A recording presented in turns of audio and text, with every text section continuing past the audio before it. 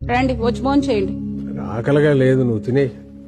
రే నువ్వైనా తింటావా? నేను ఆల్రెడీ పార్టీలో తినేసి వచ్చా. మానేయండి తిండి. ఆ?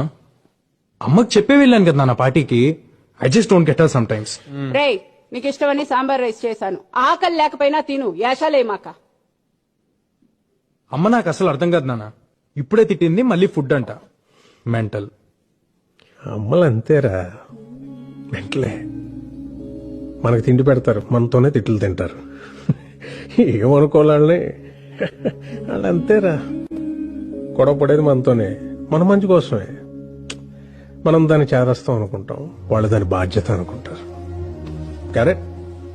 యు నో సంథింగ్, ఇంట్లో అమ్మో నాన్నో తాతయ్యో నాన్నమ్మో లేకపోతే ఇంకెవరు అడుగుతారా మన్ని తిన్నావా ఉన్నావా అని? వాళ్ళు ఉన్నప్పుడు వాళ్ళు విలువ తెలియదురా.